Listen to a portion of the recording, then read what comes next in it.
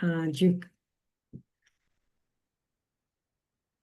so the subject is interlinked wars in the Middle East, and speaker doesn't need much introduction, Moshe Machover. Go ahead, please. Thank you, comrades. I'm trying to overcome my depression, which is caused by events. I think I don't need to explain. I don't remember the situation being so dire as it is now. And in fact, we are now in the very middle of a big transformation in the region of the Middle East. It is being reconfigured largely in the interests of the US-Israel alliance. I will survey the development so far in turn, going from the focus in Gaza, then through Lebanon, Syria, Houthis, and Iran. And I'll say a few words about each of these fronts in a war which must be regarded as an integrated, an interlinked series of fronts. You cannot understand any of these fronts in isolation. It is they are all in an obvious way dialectically connected. So first of all, Gaza. I think that it is becoming clear that the two things. First of all, that the real goal of Israel's war on Gaza is not the officially declared aims, namely the eradication of Hamas and the freeing of the abducted Israelis, some of them soldiers, prisoners of war, really, and some of them hostages. I mean, I don't think you can call the military ones. I mean, this is a quibble anyway. But it becoming clear, and this much is clear to a big section of the Israeli public itself, that the government is not really interested in freeing the hostages. I mean, there are continual demonstrations in Israel protesting against the indifference of the Netanyahu government, and this includes not only his more extreme right-wing partners, but he himself is not really interested in freeing the hostages. Eradication of Hamas, I mean, this is becoming clear that it is a useful excuse, because it is an endless war. Eradication, I mean, how eradicated does eradicated mean? Nor is it the case that the Netanyahu government is continuing the war because of Netanyahu's personal interest to avoid being held up responsible for the failure of Israel in the 7th of October 1923 and his ongoing criminal cases in front of the Israeli courts.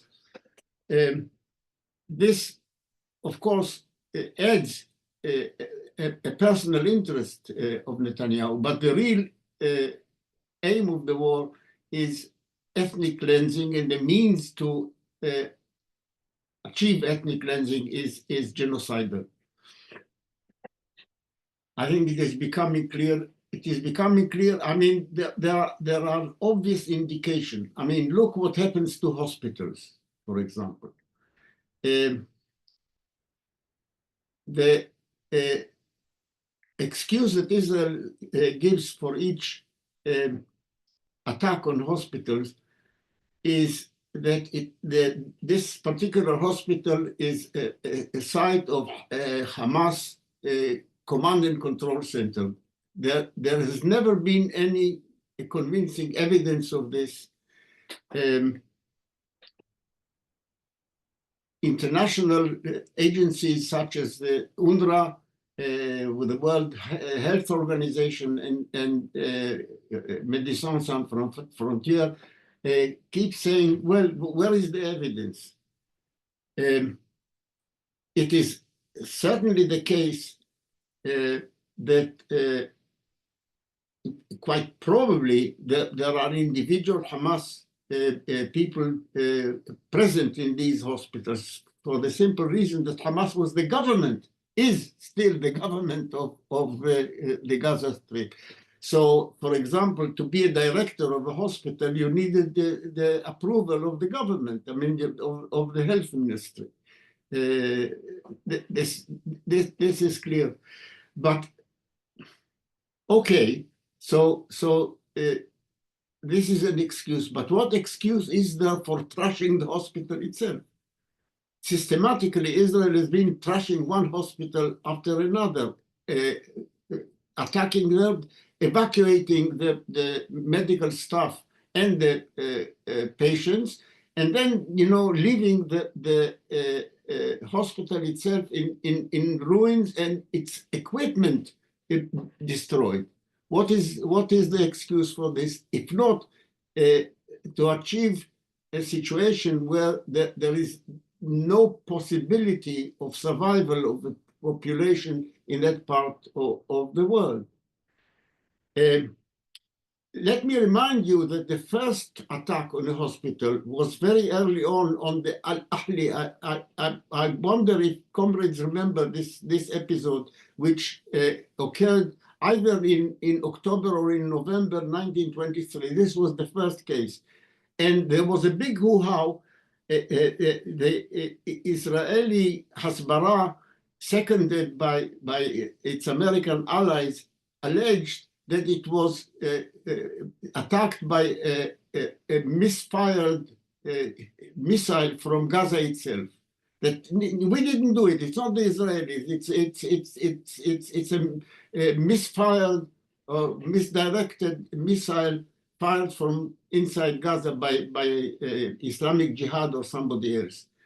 This was gaslighting, of course. At the time, I remember giving a talk, I think in this forum or in a related forum organized by Weekly Worker, in which I explained why it is very unlikely that the Israeli explanation holds water. It is one of these gaslighting lies of Hasbara. It is similar. It reminds me of another one relating to another war, the bombing under the Black Sea of the pipeline from Russia to Germany, which was sabotaged.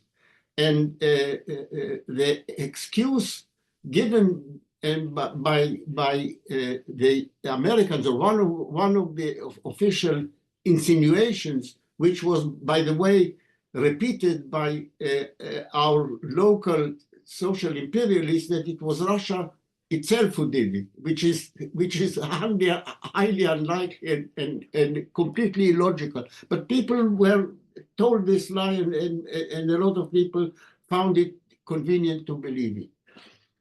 Okay, so what we have in Gaza is that the northern half of the Gaza Strip is being vacated of any possibility of human survival, ethnically cleansed as far as possible, and the population pushed towards the southern part of Gaza, south of the so-called Netzarim corridor. what will happen next? I mean, as it's, you know, the New Year time, I think I will risk some speculations. The present situation in which a huge number of people approaching perhaps 2 million are concentrated in the southern part of the Gaza Strip in conditions which are dire, worse in many respects than people suffered in concentration camps during the Second World War. In terms of facilities, in terms of basic needs for survival. What can happen to this? I think perhaps a worrying clue is Israel and specifically Netanyahu's insistence that any deal with Hamas, which they are keeping negotiating endlessly, but one of his sticking points is that Israel will retain control of the Philadelphia corridor. Perhaps comrades are not aware what the whole thing is about, where the Philadelphia corridor is and why Israel is so insistent on keeping control of it. After any ceasefire putatively arranged between it and Hamas, where is the Philadelphia corridor? Well, the Philadelphia corridor is a narrow strip of land along the border between Gaza Strip and the Sinai Desert. That's the Rafah crossing. Okay, if you look at the map, at the very southern end of the Gaza Strip, I mean, the Gaza Strip has a sea border, and on three sides it is surrounded by Israeli territory, but on the very tip of the southern part of Gaza, it borders the Egyptian Sinai Desert. Now, my speculation is that one of the possibilities of Israel completing its project of ethnic cleansing or advancing it is at a certain point when life in the Gaza Strip will become completely unbearable, more unbearable than it is now. It will open the Rafah crossing. For this, it needs to control the land just bordering on the Rafah crossing and allow the desperate Palestinians to just flood through it into the Sinai Desert. Of course, Egypt is not going to like it, but Israel is going to say, if you want to shoot them, if you want to kill them, go ahead. We don't mind. This is one way which, of course, this is guesswork, but I think it is an intelligent guess that one way in which Israel is going to get rid of a major part, if not the whole of the Palestinian population of the Gaza Strip. At the same time, there are definite plans by the Messianic Zionist camp, which is part of the Israeli present government, that is with the support not only of religious Zionism and Zionist power, you know, the extreme Messianic parties which are present in the coalition, but has a lot of support in the Likud itself, which is the main partner headed by Netanyahu in the Israeli coalition for recolonizing the Gaza Strip on a much larger scale than it was colonized until 2005, 2006, when Israel withdrew its settlements from the Gaza Strip. So that is on the card. There are definite plans people are already subscribing to real estate, buying real estate in the Gaza, along the Gaza shore. Let me add that of all the sea coast of the Mediterranean, the Palestinian part of the Palestinian-Israeli part of the sea coast of the Mediterranean, the part of Gaza has been the most beautiful and the most suitable for just sea bathing and enjoying yourself. I mean, this has been the case before the Zionist colonization of Palestine started, and Gaza was known during the time of the British Mandate as having the most beautiful seashore. I mean, imagine an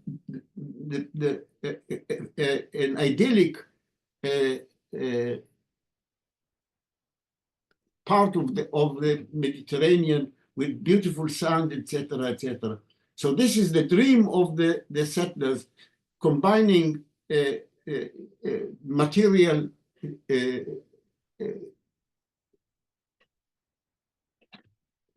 incentives and biblical justification for recolonizing the Gaza Strip. Going over to Lebanon, I must admit that Israel has been able to overcome, to defeat basically Hezbollah much more easily than I had imagined. It was always an assumption, not only of myself, but of generally accepted, that Hezbollah is a very robust organization, which has a huge number of missiles that it can use in response to any Israeli major attack.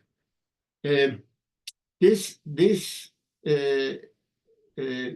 proved not to be the case due to a very impressive achievement of the Israeli intelligence, which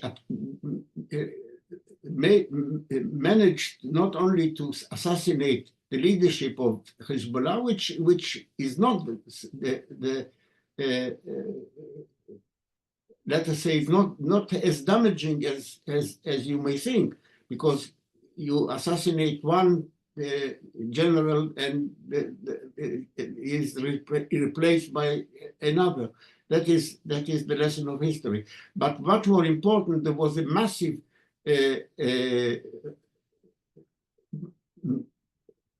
killing, murder of thousands of Hezbollah operatives, which actually disabled the organization to the extent that was not predicted before. There too, Israel is likely to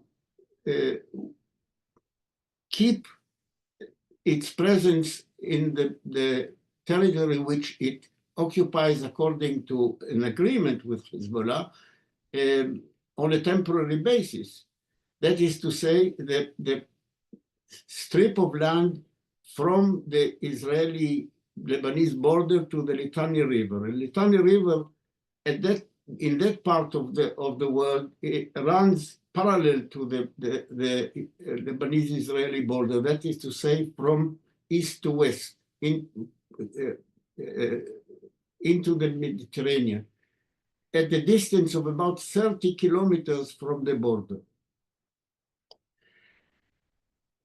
In the past, there have been several indications that Israel covets this piece of land, and there are clear calls for colonization of this strip of land by sections of the present government. Again, the motivation is a combination of material motives with biblical messianic ones. The material motive is water. The Litani River is a source of water which is very important in that part of the world. In the past, Israel has shown great interest in controlling the water of the Litani and using it for it. The messianic justification is, again, it is part of the promised land. If you look at the borders of the promise that Jehovah made to Abraham, one version of it includes that part of the Lebanon and beyond. So I have little doubt, and again, this is a prediction, that Israel will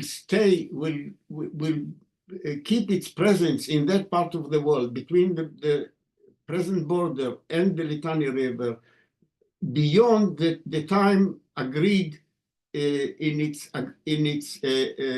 accord with Hezbollah, which merely says that once the Lebanese army takes possession of this part of the land, then and both Hezbollah and Israel will withdraw from that part of the world. I don't think Israel is going to withdraw.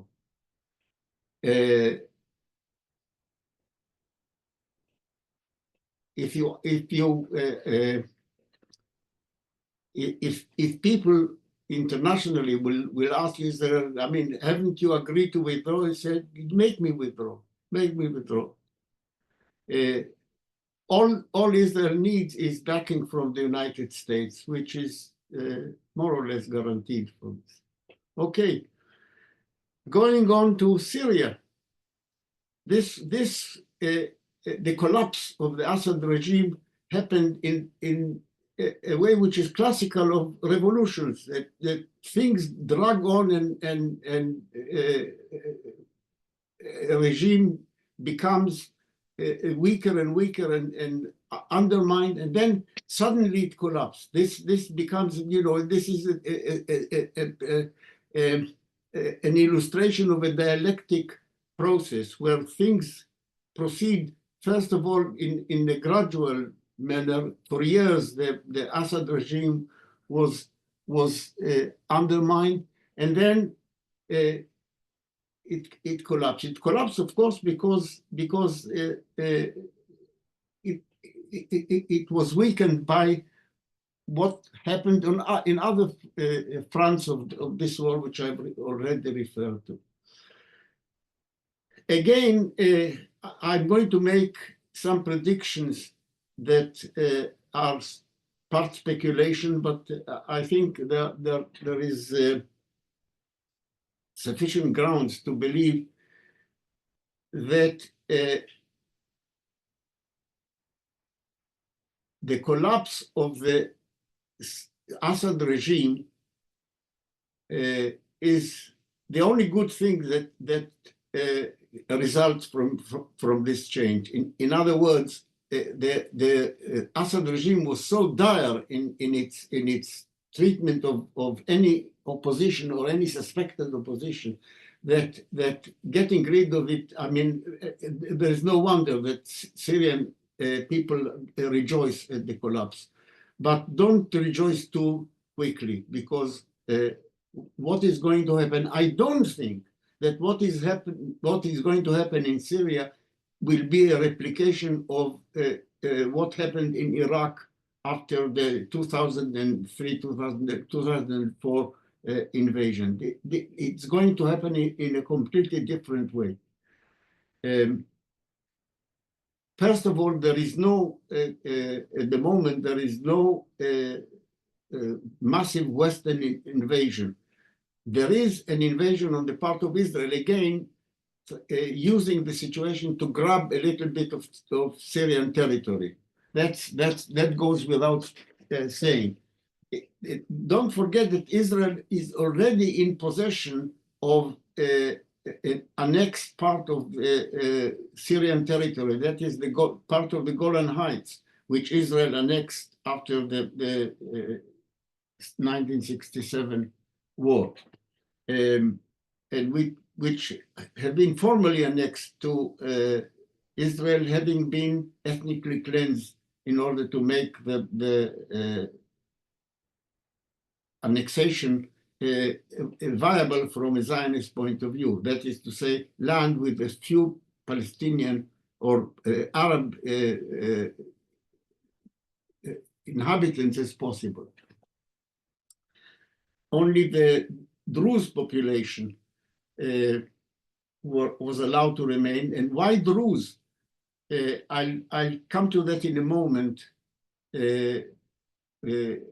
But keep it in mind that the Muslim Syrians, which were the majority of the population of the Golan Heights, were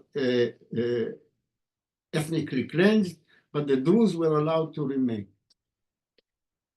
The Druze being a religious minority, which is a distant offshoot of Shia Islam.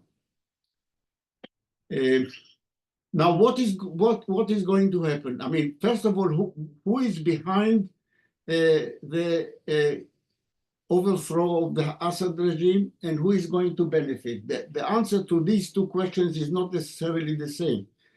It is at least clear that the force that the HTS force that liberated Damascus from the Assad regime was backed by Turkey.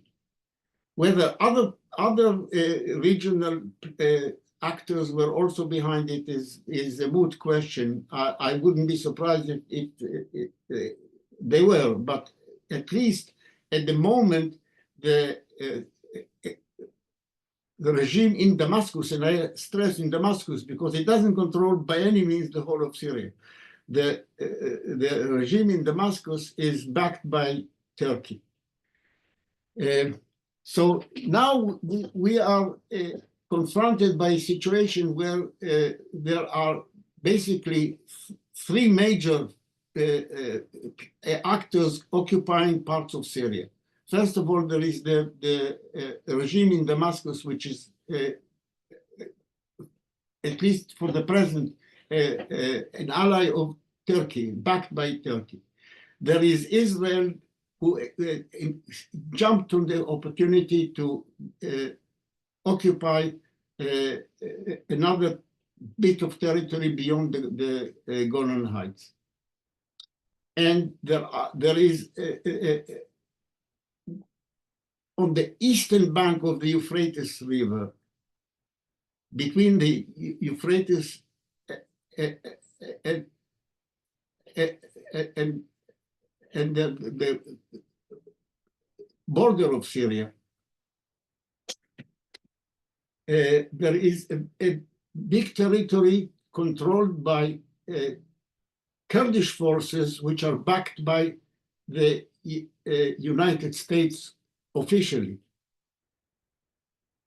Okay, so we have basically, I mean, it's more complicated, but just to simplify a more complicated picture, there are three forces present on Syrian territory which will contend with each other and maybe destroy the whole country. I mean, it is very unlikely that Syria will return to being an integrated country, mainly because Israel would like to prevent it. Strategically, Israel has a traditional policy formulated as long ago as when Ben Gurion was Prime Minister of Israel, of trying to support minorities in the Arab world in order to promote disintegration of Arab countries and to prevent also unification of the Arab East. Part of this strategy was to, that is to say, prevent unification by means of giving support to minority communities. Minority communities on religious basis, that is to say, for example, some Christian minorities in Lebanon, the Druze, which I remind you were allowed to remain in the Golan Heights that Israel annexed after 1967, and the Kurds. Israeli involvement with the Kurds in at least 3 of the countries in which are present goes back to the 1960s.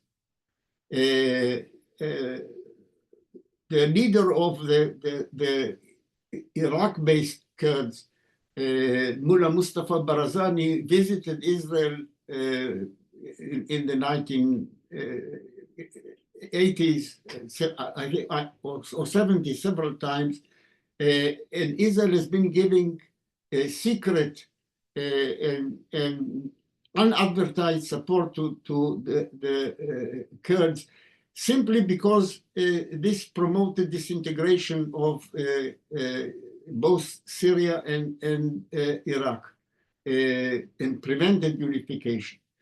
In this strategy, there is a potential for friction with Turkey, because Turkish interest is not to promote the Kurds in Syria. It is exactly the opposite, because the Kurdish forces in Syria are allied with the Kurdish minority in Turkey itself. And one of the reasons for Turkey's strategic interest in this area is precisely in order to undermine the Kurdish minority in Turkey itself. So here there is a potential for friction between Turkey and Israel, and which is only part of it, because it is not only about the Kurds, although the Kurds are or what is going to happen with the Kurds is also a part of it, but it's also about who is going to control Syria. They may decide to partition control of Syria between Israel and Turkey. But in such a situation, such an arrangement, there is always a potential for friction.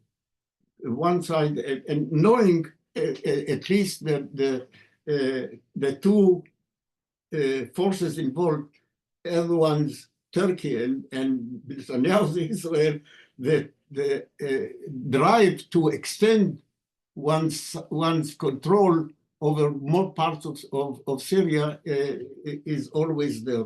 So there is a potential for friction. I'm not trying to say that, and I don't believe that Turkey is going to replace Iran as the bête noire of Israel in the Middle East, as a competitor for, let us say, being hegemonic in the Middle East. I don't think it is going to be to lead to this scale of antagonism, but friction is, I think, almost inevitable. Before I go on to Iran, I want to mention the Houthis. I think that calling the Houthis is a misnomer. Actually, the Houthis are the government of Yemen, to all intents and purposes. The other force that is to some extent allied with Iran and is confronting Israel is not a sort of a ragtag rebel army in control of parts of Yemen. It is actually in control of the capital, Sana'a, and of the major parts of the country itself. It is only Saudi Arabia and its Western allies who regard the Houthis as not the government of Yemen. In fact, de facto, they are the government. So Israel has a conflict with the government, and surprisingly, it is the conflict, the rival of Israel, the antagonist of Israel, that has kept cool and kept its activity against Israel and its Western allies on about the same level. I mean, the tactics is quite simple. Apart from what they are doing in the Red Sea, which they control the entrance to the Bab el-Mandeb, and are able to harass shipping in the Red Sea, they lob missiles to Israel. Not many, and not very successful, but the psychological effect is far beyond the real importance militarily of this. I mean, whenever they lob a missile towards Israel, some of these missiles actually manage to reach part of Israel. They cause, moderated by modern standards of missiles, they cause not a huge damage, but some damage. They may kill or injure a few people. A big proportion of the missiles are actually intercepted, and at worst, the fragments come showering. This cannot be prevented. But what happens every time? It's not a shower of missiles. It's one per night. Every time a missile is lobbed, there is an alarm in Israel.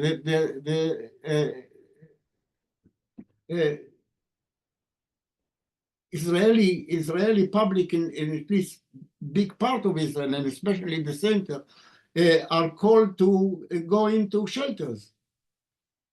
This has a huge psychological effect. Every night, or almost every night, you hear the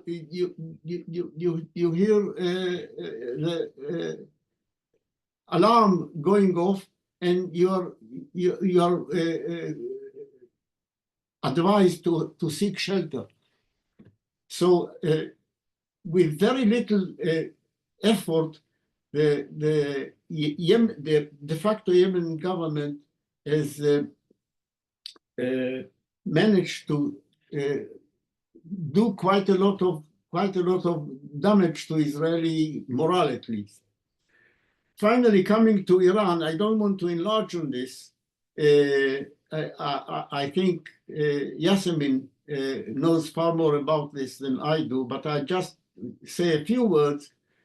Iran has obviously been dramatically weakened by events, especially by the loss of, or by the downgrading of Hezbollah. Of course, Hezbollah still exists, but nothing like in the strength that it had before recent events. Syria, which was an ally of the Assad regime, was an ally of the Iranian regime, was also lost. But I think beyond this, there are signs of weakening of the Iranian regime from within, not only its, let us say, axis of resistance, which it carefully built up over many years, which was a sort of outer defense militarily. But from inside, the regime is weakening, and I think what is significant is the discontent and the recent demonstration, no longer of women and youth, no longer of moderate opposition politically, some with liberal tendencies, but the bazaar is in the Tehran and other cities market, which used to be the mainstay of the Iranian regime since the beginning of the Ayatollahs coming to power, since 1979, I think. Yasmin will correct me if I'm wrong, but this fragility of the Iranian regime may lead to its collapse, and the collapse can happen very quickly. It's one of those cases, again, as happened in Syria, where something goes on a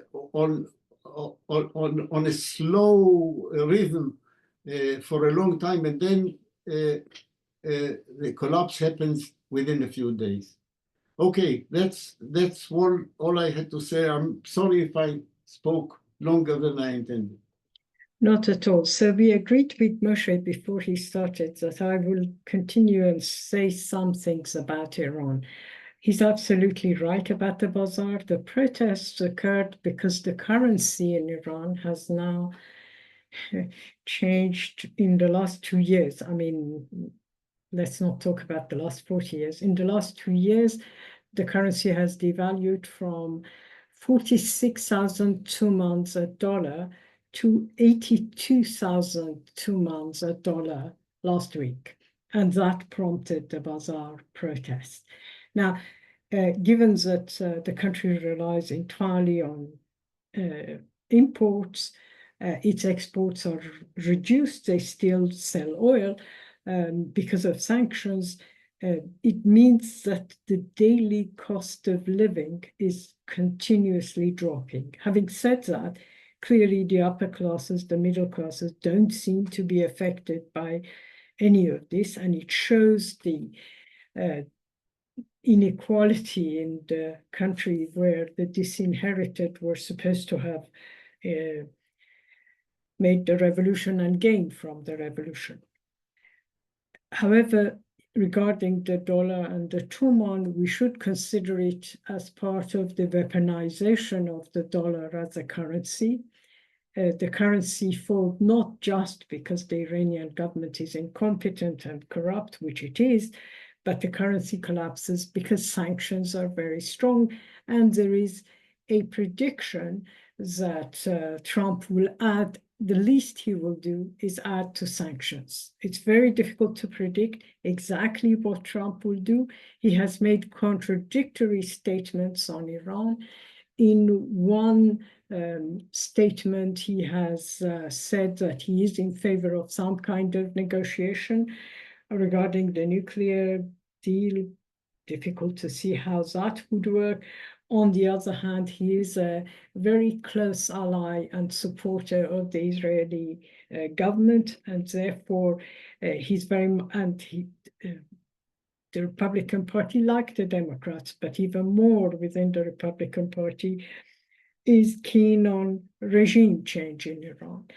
And as a result of this, in addition to the whole problems caused by Syria and Lebanon, very well explained by Moshe, I don't need to say anymore, Iran faces the dissatisfaction of those who went to war in Syria. So families have lost relatives who fought for Assad.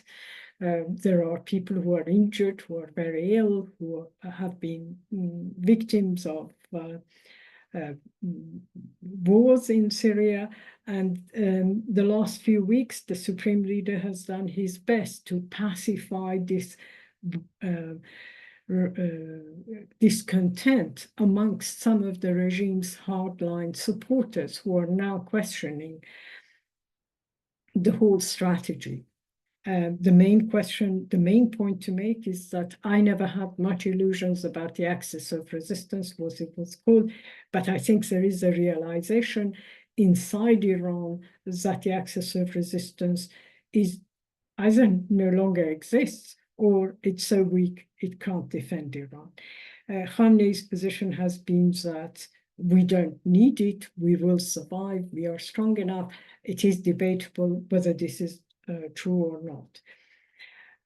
I think one of the side effects of all this has been a form of unity amongst factions of the regime, with the exception of the very conservative. So we have the supreme leader aligning himself very much with reformists, and the joint forces of reformists and what I would call middle conservatives have now gone quite openly against the notions promoted by the more radical Islamist factions about building a nuclear bomb.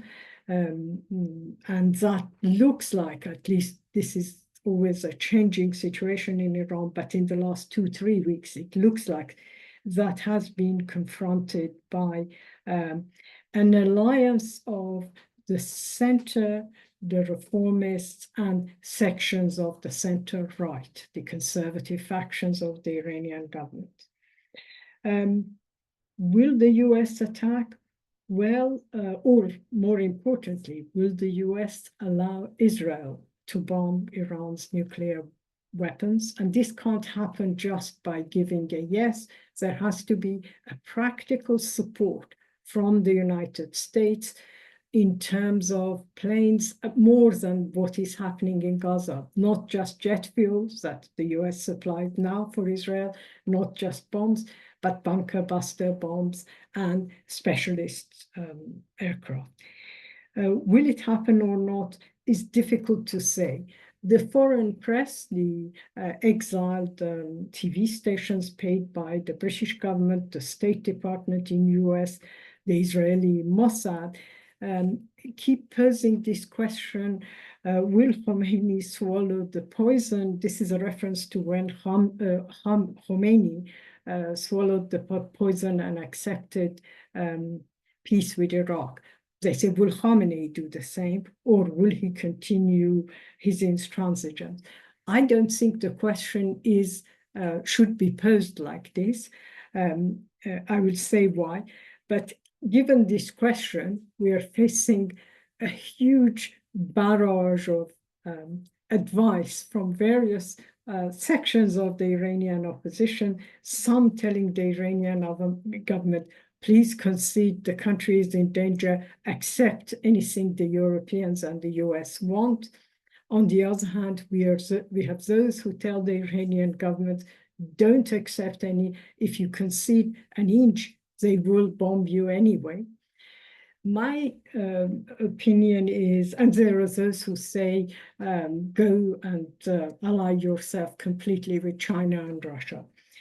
My own opinion, for all it's worth, is that it is not up to Ayatollah Khamenei to make a decision. The decision lies in Washington. And if the United States supports an Israeli air raid into Iran, which is now clearly becoming part of official US policy. You can see it in journals such as Foreign Affairs. You can read about it in the New York Times. It's not just the extreme right that in 2015, 2014, before that, was campaigning for a bombing of Iran's nuclear installations.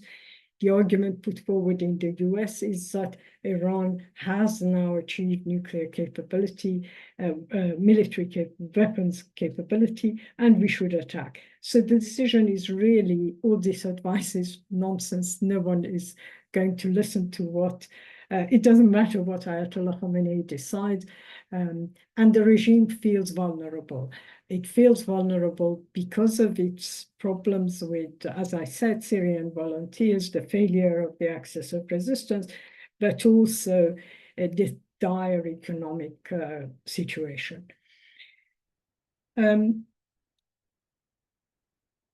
I would say rather than an automatic collapse, people inside Iran, including many of the opponents of the regime, keep telling us outside that the propaganda is mistaken, that the regime, despite all of these, is stronger than what you think and what the Western press and media shows. My own analysis would be that currently that is true. However, if the Israelis manage a successful bombing of Iran's nuclear industry, part of it, sections of it, the kind of insecurities that Moshe referred to will become much stronger. And given that level of insecurity, I think the collapse of the regime can happen. It is interesting that for years, the US right-wing think tanks were promoting the son of the ex-Shah, and yet suddenly in the last 2-3 weeks, we are witnessing exposés of the Pahlavi era, exposés of the ex-Shah's son and his family. My own guess is that should a collapse of the regime happen, and regime change is the policy of the United States, they have others in mind. I have no idea who they are. I certainly don't agree with those sections of the Iranian soft left, the pro-NATO left, who believes that regime change will pave the way for a revolutionary situation. I think Moshe's analysis of Syria is absolutely correct.